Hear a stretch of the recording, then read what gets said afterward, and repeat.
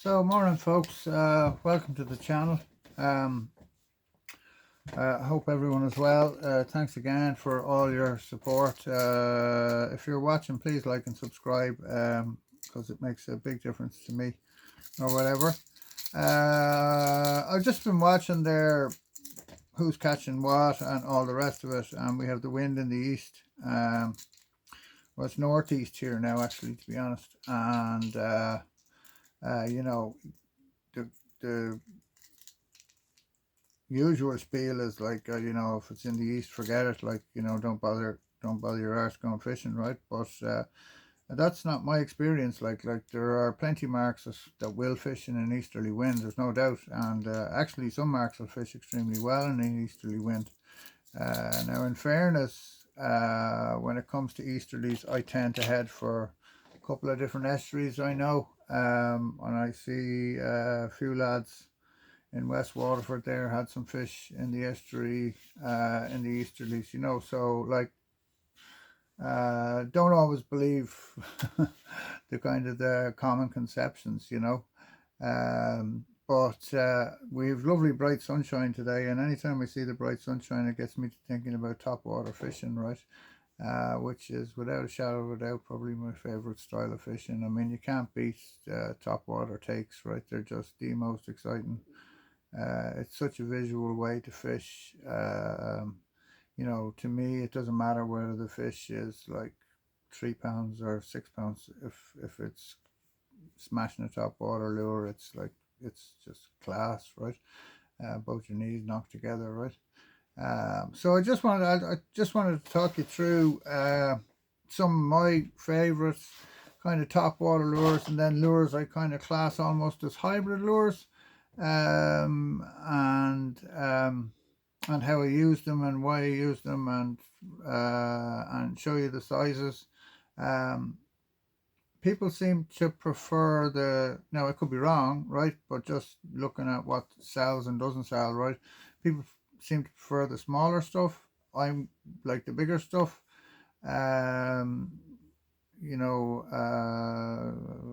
are not shy. Like, I mean, if you watch the French boys, particularly when they're fishing from the boat, they're fishing the Easterly 150s and stuff, and you get fish 4-5 pounds, absolutely smash that thing, you know what I mean? And it's 150 millimeters, right? So there's the 130 version of it, right? And I mean, it's absolutely cracking lure. Like, I mean, I just love having those with me on the coast. They just have produced so many fish for me. They cast so well. I think they're a really good lure for beginners as well, right? Because it's very easy to get action put into those lures, right? To get that lure to walk the dog for you is not difficult, right? Remember, it's just that rolling action in your wrist, right, to get the lure zigzagging, right? It's also a lure that will fish well in quite a strong current, right? So as long as you throw it up the current and fish it back down, it'll just zigzag across, right? And it dips down underneath the water, which is a good thing, right? Especially if you're new to topwater fishing, you think, oh Jesus, it's gone under, is that bad or good or whatever? It's good, right? If it'll dip under a bit and then pop up and then dip under again, that's kind of what you want, right? What speed you fish them at? I fish them at all sorts of speeds, right? Sometimes I even dead drift them, right? Like the first bass I ever got on a topwater lure, I caught almost across from my own house on the Hook Peninsula there. It was on a Yozuri mag popper. And I think at that point you had two choices. It was either the Storm Chug Bug or there was the Ripper Popper from Rapala, and I didn't like that. I couldn't get a fish on it. And then there was the Yozuri, and I loved the Yozuri, and I particularly liked the one that had the orange face on it. I still have it here somewhere, actually, in one of the many boxes of hundreds of lures I've collected at this point. But anyway, I could probably start a shop just selling second-hand lures, to be honest with you. I mean, you'd still fish it today. I mean, it's a brilliant little lure, right? It just had a lovely walk the dog action, and I was fishing a gutter, which is kind of like two pinnacles of rock, and about halfway through the tide, fish started to come through, push past me, and boom, up came one and hit this thing. And at that point, I was like using a big old Berkeley rod, big wobbly old yoke, and a bait runner reel and monofilament line, and hadn't a clue, didn't even know what braid was or whatever. Um, but I mean, it was just fantastic. I was delighted with myself, right? And at that point, then I was letting fish go, right? So we put the fish back. But I mean, then we weren't photographing fish or anything. I mean, if you wanted to photograph fish back then, it meant you had to lug a camera with you. And, there was no such thing as water. Well, if there was waterproof cameras, they probably cost you an arm and a leg or whatever. It wasn't the era of the GoPro, as they say. And there was no such thing as, I mean, I eventually started a blog, right? Which was kind of my first dip into the internet or whatever. I think it's still out there actually from many years ago. Um, but that was kind of it. But there was no Instagram or Facebook or any of that crack. And that, as you know, has its pluses and its minuses, right? You can meet some really nice people, but you can also meet some fairly abrasive people. But that's just life, isn't it? So you take the good with the bad, right? Um, but top water wise, what do I fish and how do I fish it? Like I obviously fish the pachinko, right? I mean, it's the classic, right? So that's pachinko I really like. I like the bit of orange on the belly, right? I mean, the most important part of any top water lure is the belly of it, right? Because that's mostly what the fish is going to see, right? Granted, with the ones that pop under the water, they're going to see a whole lot more. But generally speaking, um, why I like the yellowback pachinko is for my own eyesight, so I can see it, right? Because sometimes fish will come up behind the lure quite gingerly, like, you know what I mean, and you might miss the fact that there's actually a fish behind your lure, right? Um, and then that leads to the question: what do you do if a fish comes up behind your lure? Do you stop it? Do you keep it moving? Keep the thing moving, right? That's my approach, right? Keep it moving, then stop it, and then keep it moving again, and stop it, and see if you can induce the take, right? And keep that going right up to the boat. If you're boat fishing or the shore, I've had fish take right at the shore, and just you have to have your drag set. That's the thing. Like you have to have your drag set so that if a fish does take you close in, he can get a bit of line off, so he's not just going to straight up snap you off, because the pressure even from a 5 or 6 pound fish when you're that close in is immense. Like, do you know what I mean? You're putting fair old strain on your kit, and I'm part of a little group chat there with just some really nice chaps who are all very friendly. And Jay, Bass Republic, who's worth follow on Facebook. He's an ardent angler. Is how I would describe Jay. He really hammers it. He gets out there and he fishes a lot. He really puts the hours in, and he gets the results. He's good. He's a really good fisherman. Hats off to him. Like, I've been watching him for the last few years because I haven't been able to fish much myself, and just watching him give that coastline a good hammer, and he's clearly a man who thinks about his fishing. Um, um, but he brought up the subject of, like, how heavy or how light do you have to fish? Do you know what I mean? And it's a really good question, right? So that's totally dictated by the ground that you're fishing on. Like if I'm on Tremor Beach, I don't have to fish heavy because there's nowhere for them to go, right? They can run as far as they want, and they can't really get snagged up in anything as long as I'm fishing the main beach itself. Now, if I'm fishing out along on the coastline and stuff, a different story, right? Or if I'm fishing here in the river in Waterford, different story. I have to be able to hold those fish, because if they can get even, sometimes even 30 foot or 20 foot on me, they're gone, and I'll never see them again because they'll just bury in the kelp, and that'll be that. I remember being on the Copper Coast. Must be it was before I got sick anyway.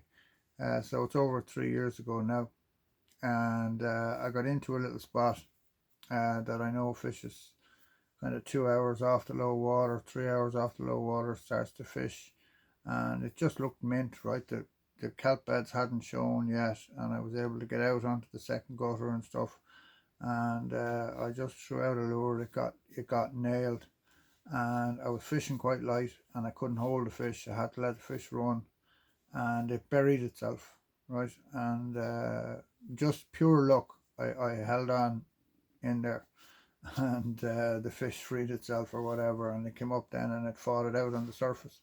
Turned out to be a beauty of a fish, 73 or 74 centimeters or something, and it was hilarious because I had the little scruffy lunatic with me, and of course when he seen the fish he went absolutely bananas and jumped into the water after the fish, and of course I had treble hooks on, so I was terrified the dog get the treble hook stuck in him, but I didn't want to lose the fish at the same time, so I ended up getting a soaking, falling into a gutter and coming out of the water with fish in one hand and a very wet terrier in the other, but the fish was landed nonetheless, and it was absolute beauty of a fish. But um, some of the funny stuff that happens when you're fishing. But I turned around anyway, and there was a bunch of campers who'd been up on the cliff behind me, and they were all clapping and laughing. I was like, "Oh Jesus Christ, how embarrassing is that?" Like, but it was still, yeah, it's a memorable fish, it's a cracker of a fish. Like, but to get back to the top water thing, so what what size of lure, what speed, whatever. Um, well, I fish all sorts of sizes, right? So in the feed, like my favorite popper is definitely the feed popper, right? That's not to say it's the only popper out there worth fishing. It just happens to be my favorite, and it's because I'm fishing it 20 odd years and I've had such good results on it, right? So that's the 120. Um, I like it in all sorts of colours, really, to be honest with you. I like that one. I think that's Ghost Lacan or whatever, just really natural, see-through. You can see it's white, but it's got a little bit of colour in the tail of it, just something to create a little bit of flash or whatever. Now, there are days, if I'm day fishing, I'll really get those things going, like really pop, pop, pop, pop, pop, pop, pop, right? Really, really get them moving across the water. And no problem, bass will absolutely nail it, right? Now that's on the coast if there's a bit of fuss in the water or whatever, but I will also fish those in a flat cam too, no problem. And another lure I don't have to hand, but I do have and fish a bit, is the popchinko. And you never hear anybody talking about the popchinko, but it's actually really, really good lure. It's like a hybrid between a pachinko and a popper, right? So it's a pachinko with a popper nose on it, so it's like plop, plop, plop, plop. Creates a terrible fuss, right? I also like the 100 in the feed popper, and that I love that color there, right? I'm sorry, now the light is flashing on that. I'm still waiting on the camera center to send me my Osmo 3 or whatever, which is just ridiculous, but anyway. But that there is dolphin fish, and I love it. It's just, it's got lovely green back on it, so again I can see it, right? So I know where the lure is and what it's doing. And I like the gold and stuff. If it's a bright sunny day, I love flashy lures because the light catches them, right, and it kind of flashes off them, and I think it helps that the fish see them or whatever. Now, like, you can go supernatural, right, which is like, I mean, I watched the Z-Claws sell out, right, and that was the first one to go, light whacker. Everybody went for the light whacker, right, because it's the most kind of sandy type, fishy type color or whatever, right? But honestly, I would just as quickly take that or a white one, or actually probably my favorite of them all is this one here, which is the Ayu. That guy there, right? I love that because I like the bit of orange in the nose. I think just as it zigzags, that bit of colour in the nose makes just an added bit of attraction or whatever. I like the fact that it's kind of natural. It's almost sand smelty, right? You know, which brings up the question of, do you have to match the hatch? And I would say some days yes and other days no. That's just the truth of it, right? Some days the bass will be very, very picky, and other days it doesn't matter a damn. They'll hit anything that's out there, right? The other lures that I have in, top water lures that I have in the shop, are the Espetites, and that's the 115. And I've done extremely well on those lures, and it seems to be people either love them or they hate them, right? But the minute I picked it up, I knew that's a winner, right? It's just got such a wide step, right? When you walk the dog with it, it slides off so far, right? I knew. And Lorenzo is a bit of a genius, really. He's made some really lovely lures, and the other thing about them is that they're a bit more affordable than some of the other brands. They're a bit cheaper.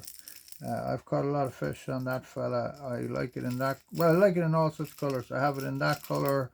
I like the golden one, and I like the this colour, the flashy shad. So that's the Ubuntu, and that's the 115, I think. Yeah. And I'm going to be fishing that all summer in the river, and I guarantee you I will absolutely hammer bass on it. They have no bother picking up something that big. Absolutely not. They'll hit that thing now like steam train. And what I love about this is that it sends a trail of bubbles, right? So when you pull the Ubuntu, it actually dips under the water sometimes, and it leaves a trail of bubbles behind it, right? Which I think obviously attracts fish or whatever. Another one of my favorites, top waters. The minute I saw these, I knew these were going to be a winner. I actually have it over there in the box. So that's the 110 version of the Realis pencil, right? I have the 130 as well, and I was fishing an estuary one day, and so I had sussed out the estuary. Well, I'm fishing it a long time, so I'd sussed out, but I was fishing a new spot, and I'd sussed out, I'd gone in the back, and I'd seen what you had was a shallow sandbar, and it drained into two channels or whatever, and an hour off high water, that sandbar was empty, right? The water was gone off it. So that means that any fish that are up on that sandbar had to fall into one or other of the channels, right? An hour after the high. So I thought to myself, right, well, when I went in and I had a look around, there was loads of feed and loads of weed beds, lots of, and another small channel that went in the back. I thought, right, well, if there's fish here, they've got to fall past me out at the other channel, and I can kind of ambush them there or whatever. So along I went, and with the 130 in that fella, and actually about 3 days before that, in a spot just above it, I'd had a 70 centimeter fish on a Tide Minnow Slim 120 or whatever. So I knew there were a few fish around, and it was just perfect. The sandbar was just starting to show up.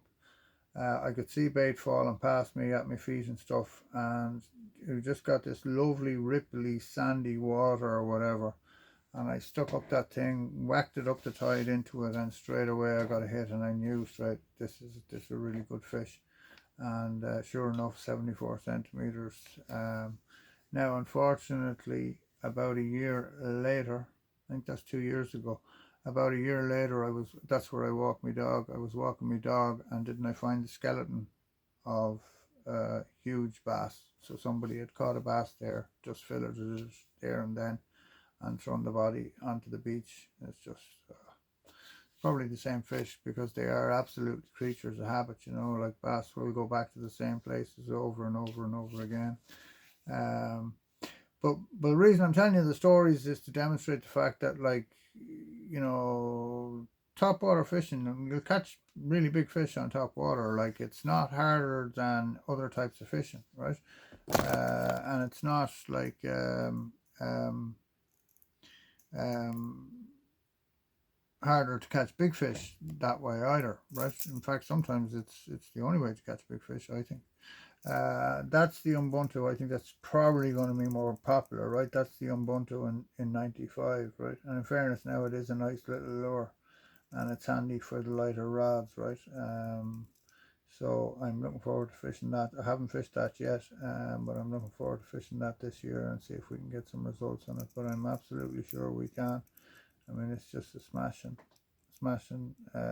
color and what have you. So yeah, and then we get into what I kind of call almost hybrid lures, right? So I got these in this year because, I mean, Megabass are just such a good company, right? And they've produced some cracking lures over the years, like the Zonk Gatorade, you know, the Dog X series. All of those have all been extremely useful lures for me. Caught a lot of fish on them. But this is the Korinji, right? And I don't know if you can see, I really need my new camera, right, so that I can show you this stuff. But you can see that there are holes here, right, in the nose of the lure, right, to allow water to go through, and that literally fishes almost on the surface, if you know what I mean. Like, you can see the lure coming back at you. It fishes shallower than the feed shallow, so it is almost like a surface lure, but it is classed as a hard lure. But I would sort of say it's almost like a hybrid lure. Like, it fishes so shallow, right? I have high hopes for that. That's an experiment for me this year. Just, I saw them and I was like, that's going to do the business. And chartreuse is just a winner for me, right? I always do well with a bit of chartreuse on a lure, right? Another lure that I class as a surface lure are kind of needles, right? Because whilst you can fish them on the bottom and you can fish them deep and everything else, mostly you're fishing them on the surface, right? So like, whether I'm fishing the Don Baloney or I'm fishing one of Charles's ones. Now that's an old one. That's one of the very first ones he gave me, actually. That's an old one, just a solid pink one, right? I might let those sink down to the bottom, right? But eventually they're going to end up right up on the top of the surface, right? And they literally do nothing. Like, they're just straight retrieve, right? And they leave this lovely V after them, and the lure slightly wobbles or whatever. And I mean, in the nighttime and the daytime now as well, in fairness, but I generally fish them more at night. Incredibly effective, like, especially off the open beach.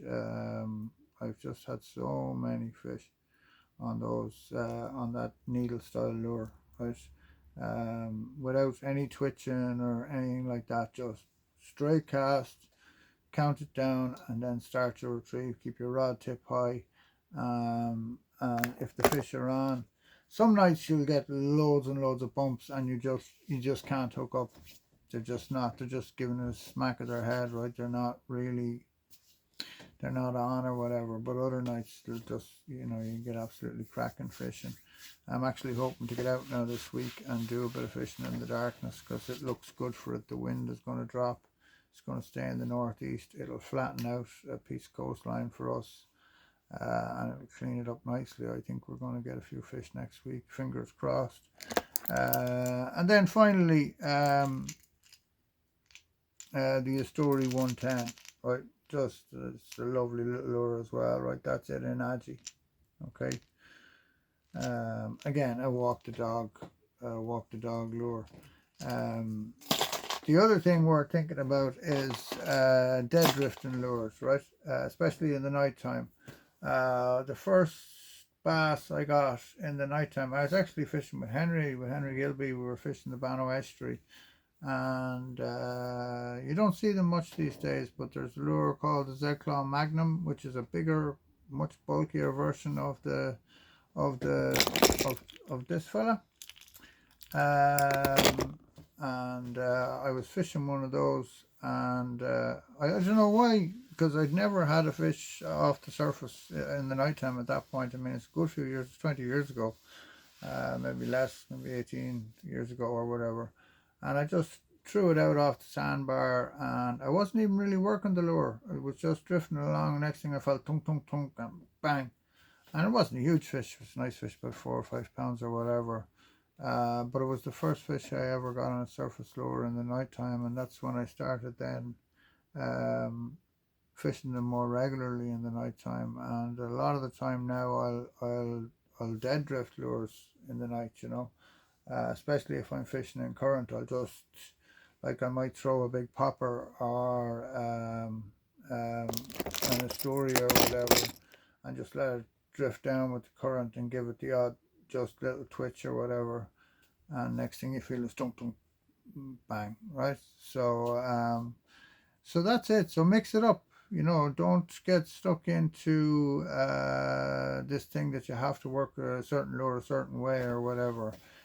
Try different things and see what works. There are no, as I say it all the time, write your own rule book. Like, there are no hard and fast rules in fishing, especially top water fishing.